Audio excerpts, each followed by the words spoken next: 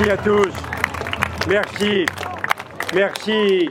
Merci d'être là, si nombreux, si rassemblés, si diversifiés pour représenter ce que Grenoble doit être demain. Merci à vous tous d'être nombreux. Et je voudrais aussi remercier ceux qui sont pas loin et qui jouent du tambour, parce que je veux remercier cette minorité bruyante qui est animée par un ancien adjoint au maire qui a construit cette petite séquence.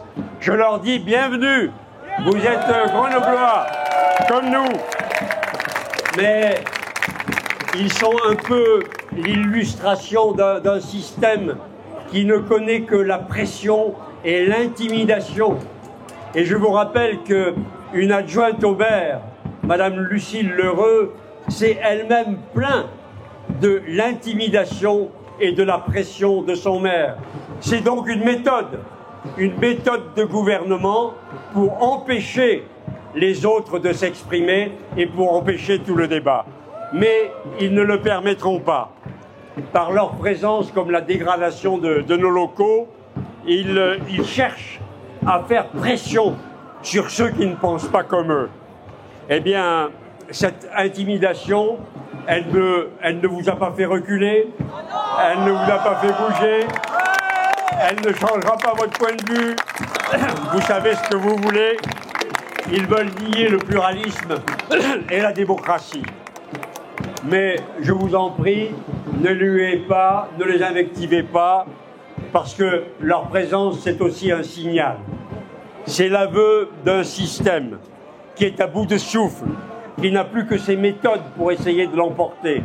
Vous le savez, après 12 années à la tête de Grenoble, ils savent que leur bilan, c'est un boulet, qu'ils ne peuvent pas le défendre. Et donc il faut chercher des moyens pour empêcher ce débat que nous voulons. Et c'est la raison pour laquelle, vous le voyez, la majorité actuelle est en train d'exploser par tous les bouts. Le système Piolle est en train de s'effondrer. L'exaspération et les querelles entre adjoints et dans la majorité sont en train de l'emporter. Donc il faut du tambour et des trompettes pour essayer de le cacher.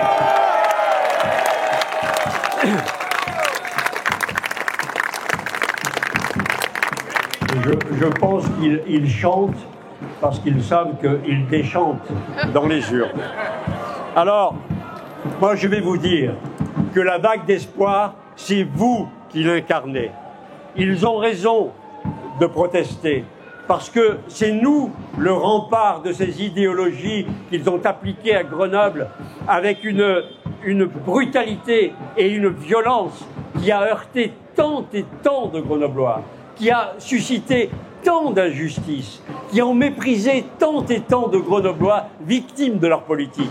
Et donc, je comprends qu'ils soient dans cet état. Alors, moi, je voudrais vous parler de Grenoble, parce que je vais vous dire, là, nous sommes à l'entrée d'un match, mais le match reste à gagner. Et le match, c'est Grenoble qui est l'enjeu. Nous pensons tous que Grenoble peut changer d'avenir et que l'heure est grave pour notre ville. Ce qui nous réunit, c'est le changement. Changement de méthode. Mettre fin à l'autoritarisme qui a été celui de la municipalité. Et à l'heure où cette municipalité se déchire, où Éric Piolle est rejeté par une partie de son parti, où la femme qui a été désignée pour lui succéder est contestée, parce qu'on est en train de découvrir une sorte de Marie-Chantal perchée, sans prise avec le réel de la ville, je voudrais,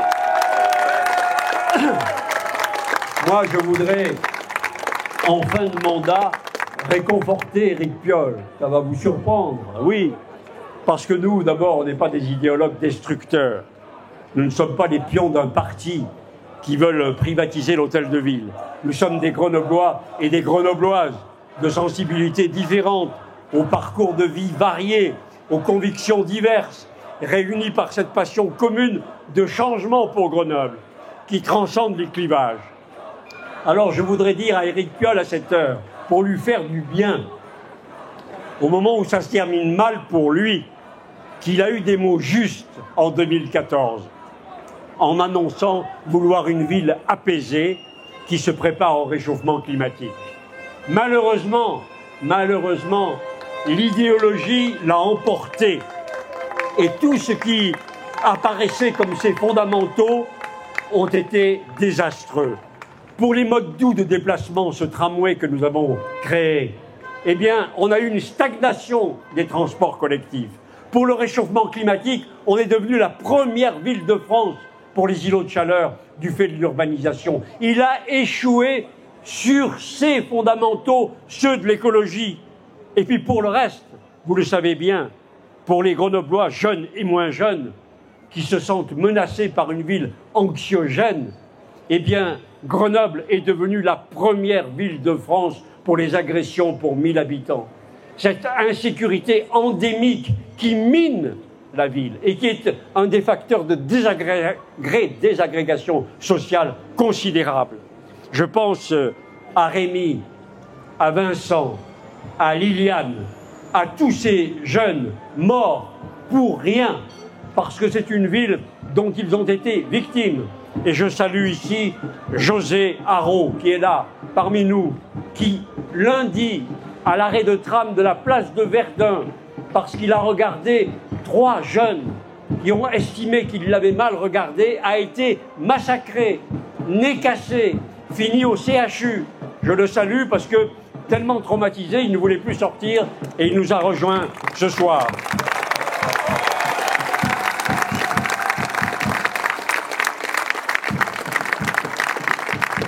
Il vient, après ce boulanger poignardé rue Ampère, après cette boulanger de Villeneuve, attaqué par des pitbulls la semaine dernière, tout ça, cette semaine. Donc, sans que la municipalité n'ait jamais voulu modifier sa doctrine, ni sur les caméras, ni sur la police armée, ni sur le PC opérationnel. Il y a des maires écolos à Lyon et à Bordeaux qui ont changé de position, jamais le nôtre. Il n'a jamais voulu bouger d'un poil. Alors nous, oui, nous créerons un réseau de vidéosurveillance développé. Oui, oui, nous armerons la police municipale. Oui, nous créerons un PC opérationnel 24 heures sur 24 pour protéger les Grenoblois. Oui, nous expulserons les dealers des HLM, les dealers condamnés. Oui, parce que nous ne voulons pas que nos quartiers soient victimes d'une prise en main par une minorité qui les paupérise. Et je voudrais remercier ici, ils sont autour de moi, Jean-Claude Borel-Garin, tous ces policiers comme Guillaume Josserand, Roger Auria, qui ont une expérience policière et qui sont à mes côtés, parce qu'avec eux, nous allons construire cette politique de sécurité dont Grenoble a besoin. Mais je vous le dis, il faudra d'abord stopper la trajectoire financière de la ville et de la métropole. Le premier problème dont on parle le moins, il est financier. Si ces équipes sont réélues, vous aurez une augmentation massive des impôts l'année prochaine. Parce qu'ils ne savent faire que cela. Ils sont incapables de maîtriser les frais de fonctionnement. Alors nous travaillons avec une équipe, et je voudrais citer Stéphane Robin, Chantal Pillet, Laurent Lequin-Souchon, Pierre Bougnol, des hommes, des cadres bancaires, financiers qui travaillent avec moi pour que nous travaillions à cette reconstruction financière. Je vous le dis, si nous sommes élus dès l'été 2026, nous mettrons en place une fusion des services entre la ville et la métropole, de façon à regrouper tous les doublons et à rendre les services efficaces. Nous réviserons tout le patrimoine de la ville et de la métropole, de façon à dégager des marges de manœuvre. Il nous faut absolument stopper cette hausse vertigineuse des impôts et nous nous engageons, nous, à stopper la hausse d'impôts. Je rappelle qu'Éric Piolle s'y était engagé en 2020 et il a fait plus 30. Et si nous travaillons bien avec vous, j'espère qu'en fin de mandat, nous arriverons à baisser ce taux de taxe foncière qui est le premier de France. Mais le travail est colossal, colossal. Nous le voulons. Oui, nous voulons, c'est notre slogan, apaiser et réconcilier Grenoble. D'abord dans tous les domaines, et je remercie tous ceux dans le domaine de la santé qui sont à mes côtés. J'ai vu le professeur Kahn et ça me fait très plaisir. Et nous voulons par exemple dans le domaine de santé faciliter l'installation de professionnels qui quittent la ville. Les professionnels de santé quittent la ville à cause de l'accès, à cause du stationnement. Et donc il faut pouvoir ramener ces médecins, trouver des formules pour le faire. Nous avons plus qu'à Grenoble, un Grenoblois sur 3 sans médecin traitant. Et je voudrais remercier vraiment le docteur Didier Leger, Corinne Chiliard, Baptiste Donato, tous ceux qui nous aident. Et je salue aussi Jean-Jacques Baniachelmi, qui est le chef des urgences, et qui est là, et je le vois, qui est le chef des urgences et de la traumatologie à l'hôpital Sud. Je suis très heureux qu'il soit là parce que ce domaine-là de la traumatologie, c'est une des fiertés de Grenoble. Vous êtes une des fiertés de Grenoble et une des réputations dans le domaine de la santé. Nous voulons la solidarité qui passe par la prévention, par la responsabilité, qui refuse la démagogie. Non, on ne peut pas accueillir toute la misère du monde à Grenoble. Non. Mais par contre, celle qu'on accueille, il faut bien la traiter avec dignité. Et ça, nous le ferons. Et je peux compter sur des hommes et des femmes engagés concrètement. Je voudrais citer Laetitia Gobinet, Pierre Pavie, Fatih Benamou, que je remercie. Je voudrais vous dire, et vous le savez, que le véritable humanisme, il n'est pas incantatoire, il est dans l'action. Et donc nous avons des femmes et des hommes qui veulent vraiment agir. Et la situation des personnes en situation de handicap, nous en avons beaucoup ce soir, vous l'avez vu, qui sont en fauteuil et qui sont venus nous rejoindre. Beaucoup. Pourquoi? Parce que la ville est impraticable pour eux. Les trottoirs sont devenus impossibles pour quelqu'un qui est en fauteuil, pour nos seniors. Impossible de circuler. Il n'y a plus 1 centime d'euro en 2026 pour réparer les trottoirs. Plus rien. C'est ça la véritable situation de la ville. Alors, Madame Ruffin nous dit, à quoi rêvent les Grenoblois? Mais avoir des trottoirs sur lesquels on puisse circuler. On a des rêves concrets, des rêves pratiques. Voilà ce à quoi nous voulons répondre. Voilà ce que nous voulons faire. Et je voudrais dire aussi qu'avec Virginie Guirado, qui nous accompagne aussi sur ce sujet, nous avons l'objectif de 100% des établissements recevant du public accessibles et nous avons l'objectif de 100% des feux tricolores sonorisés pour les sourds et les malentendants. Enfin, je voudrais dire, et là aussi, je ne suis pas seul, il y a beaucoup d'équipes, beaucoup de Grenoblois qui travaillent. Myriam Kouros, par exemple, et Anouchka Micha, qui est là, dont vous connaissez la fougue et la passion qui est à nos côtés. Nous voulons apporter toutes nos attentions aux aînés et nous avons un ambitieux, très ambitieux projet de refonte des MDH et des centres sociaux pour créer un nouvel équipement qui soit à la fois intergénérationnel et pluridisciplinaire. On a, dans le domaine de la solidarité, des projets considérables. Voilà tous les sujets de la ville que nous aimons et qui nous concernent. Et je voudrais dire que tous les conseils nous sont bienvenus. Sur les 1000 premiers jours de l'enfant, je bénéficie de l'expertise précieuse. Je voudrais la saluer parce qu'elle est passée de Marie Belakowski. Mais avec Brigitte Boer, que je voudrais saluer aussi, qui est une élue efficace, avec Sandra Duneuf-Germain, Alice Borel-Garin, nous travaillons sur un projet parce que nous voudrions que 100% des jeunes et des adolescents jusqu'à 18 ans, la municipalité leur fournisse une occupation, une activité pendant la période hors du temps scolaire, qu'elle soit sportive, qu'elle soit culturelle. C'est possible de construire cela pour avoir une politique de prévention qui soit le pendant de notre politique de sécurité. Et nous le ferons. Le sport et la culture sont des vecteurs d'émancipation. Et je voudrais saluer ici, j'ai vu le chef d'orchestre Patrick Souillot, il est là, ce grand chef de la Fabrique Opéra. Merci d'être là parce que je rappelle que la Fabrique Opéra, ce sont des milliers de spectateurs et une absence de soutien de la ville. Je voudrais saluer Jean-Vincent Brizat, ce metteur en scène de grande qualité qui est aussi parmi nous.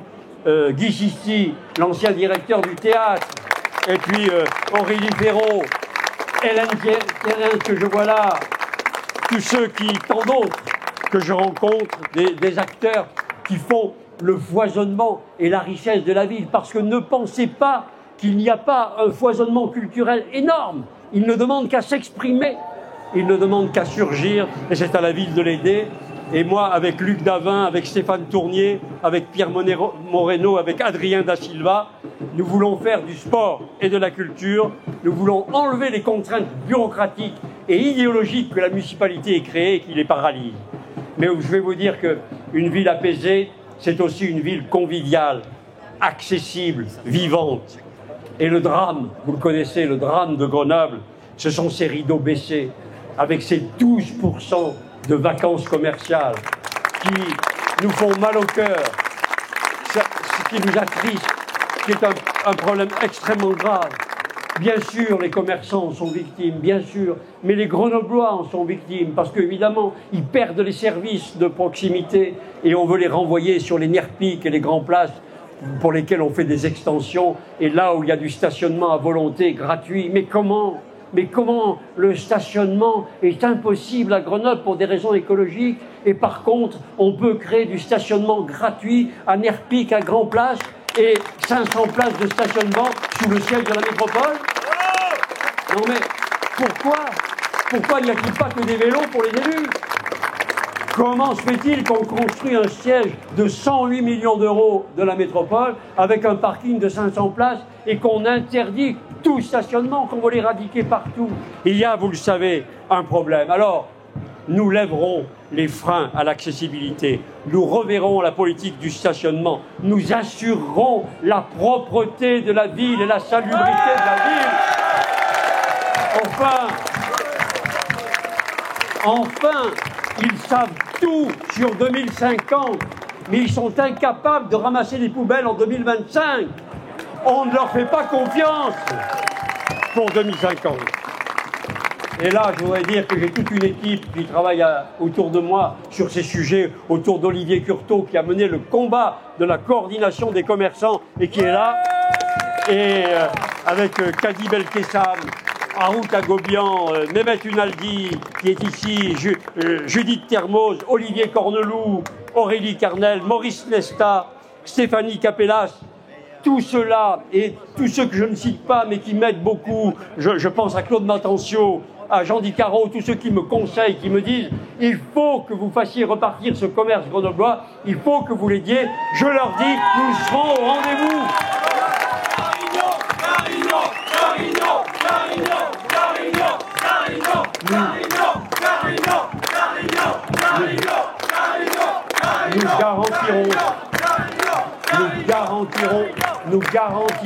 Nous garantirons la cohabitation des usages. Nous pousserons aux multimodalités en mettant le nombre de places. Nous créerons les parkings relais. Nous créerons un parking silo à l'esplanade plutôt que de supprimer les places. Enfin, et nous protégerons le mode de déplacement le plus écologique qui soit, qui est la marche à pied. Et on veut marcher à pied sur des trottoirs sur lesquels on ne trébuche pas, et pas entre les poubelles et les ordures. Et donc nous protégerons le piéton.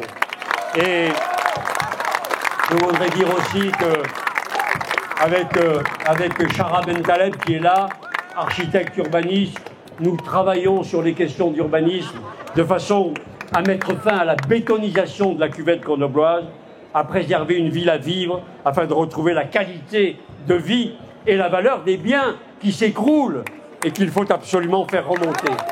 Et avec Khadija Sahiri, qui fait aussi un travail énorme, et Hervé Prévitali, nous traiterons du parc social du logement, qui est dans un état catastrophique, avec des locataires qui vivent dans les cafards, au milieu des rats, dans les poubelles, dans des situations intolérables. Et ce sont eux-là, ceux-là, qui font vivre cette situation aux plus défavorisés d'entre nous.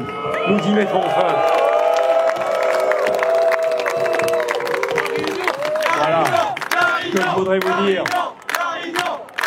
Avec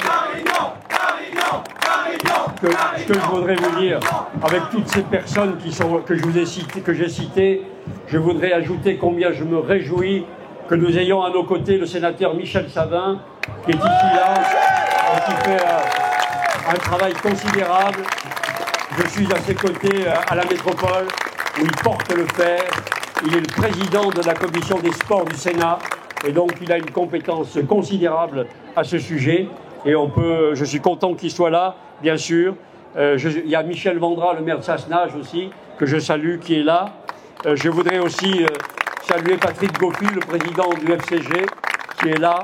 Je le remercie parce que pour nous, le FCG, c'est le fanion de Grenoble, le rugby, c'est Grenoble, et que le président du FCG soit avec nous, c'est formidable. Et puis je voudrais aussi saluer Stéphane Chess, le président de la FNAIM, qui est là, que j'ai aperçu tout à l'heure. Pourquoi? Parce qu'il faut que les propriétaires se mobilisent. C'est pas possible que ceux qui ont la taxe foncière la plus élevée de France et la valeur des biens la plus faible ne se bougent pas. Il faut absolument se réveiller, et ça, c'est à vous de le faire. C'est pardon? Daniel Huillier. Et Daniel Huillier, que je salue aussi, qui est avec nous. C'est en travaillant avec la métropole et avec ses partenaires que nous retrouverons la fierté de Grenoble. Mais moi, dans la fierté de Grenoble, je mets Nathalie Béranger, la présidente d'Alpexpo, parce qu'elle fait un travail considérable. Parce qu'elle montre que la réussite, le rayonnement, l'attractivité, c'est pas honteux. On peut construire à Grenoble, et elle le fait avec beaucoup de passion et de compétences. Moi, je voudrais vous dire que nous nous engageons à rétablir le dialogue avec les Grenoblois, avec tous les Grenoblois, même avec ceux qui ne pensent pas comme nous. Parce que nous, tout le monde est Grenoblois. Le maire de Grenoble, il est maire de tous les Grenoblois. Il n'a pas à trier. Moi, pour ma part, je n'ai jamais trié.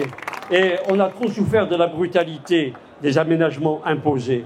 L'hôtel de ville doit à nouveau s'ouvrir et les élus doivent à nouveau être présents sur le terrain qu'ils ont délaissé. Je voudrais dire, pour ça, que vous pouvez me faire confiance, parce qu'il y a beaucoup d'acteurs de terrain avec nous. Je vois Jean-Noël Puzel, le président d'une union de quartier. Je vois Carole Ruiz. Je vois Eliane Rual, président d'une union de quartier. Je vois évidemment l'infatigable, l'incontournable Jean-Luc Rizzi, mais je vois aussi Jean-Yves Oliveau, Kamel Dadouche, que j'ai aperçu, qui sont dans les quartiers, qui font travailler, qui travaillent avec les unions de quartier, qui sont donc à la base, sur le terrain.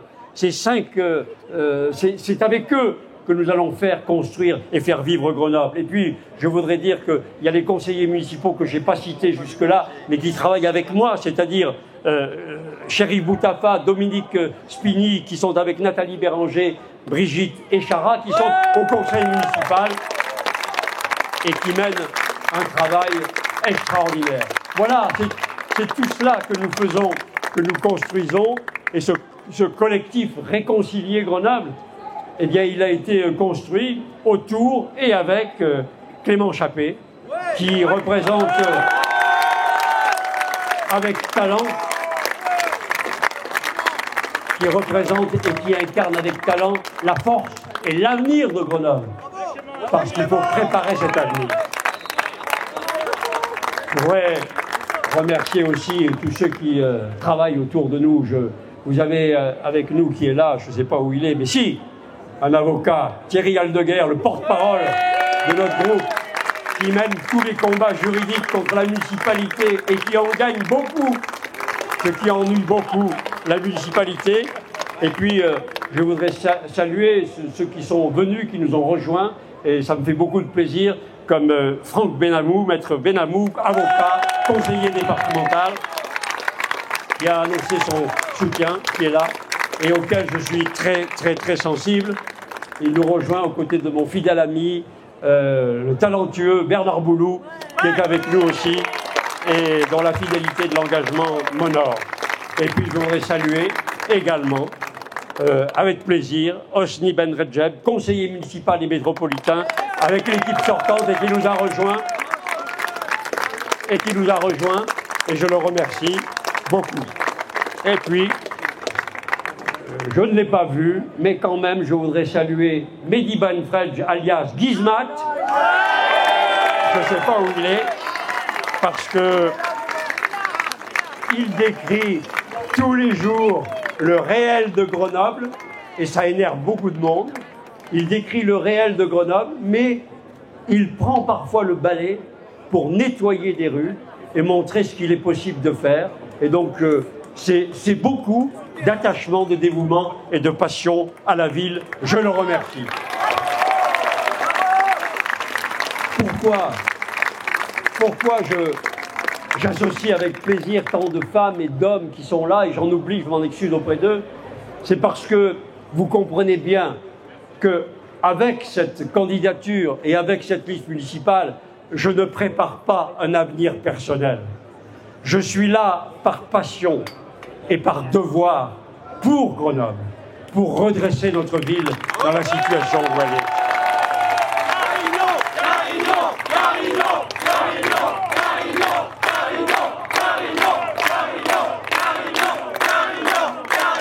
Merci. Je n'ai pas d'avenir personnel à ménager. Je n'ai donc pas peur de prendre les décisions qu'il faudra prendre et qui seront très difficiles.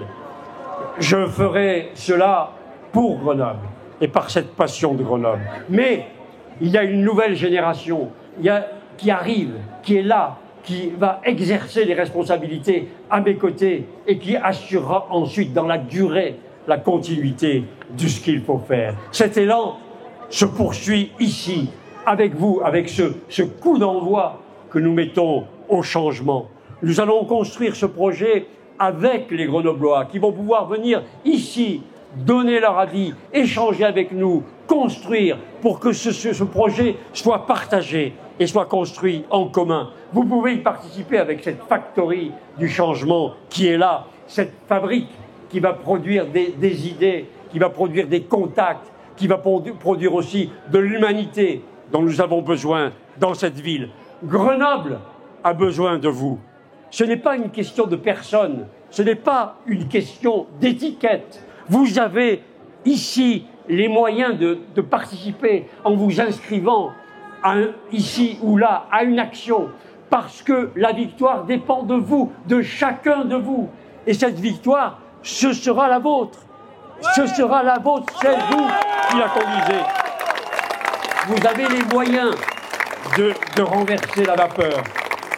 Nous ne sommes pas là pour dicter aux Grenoblois quoi penser et quoi faire. Mais nous voulons que chacun vive mieux dans son quartier, s'épanouisse dans la ville, et ce, quel que soit son âge, son origine, sa sensibilité. Nous sommes là pour réconcilier Grenoble. C'est seulement avec votre engagement que nous y parviendrons. Grenoble, ce n'est pas moi. Grenoble compte sur vous. Mobilisez-vous.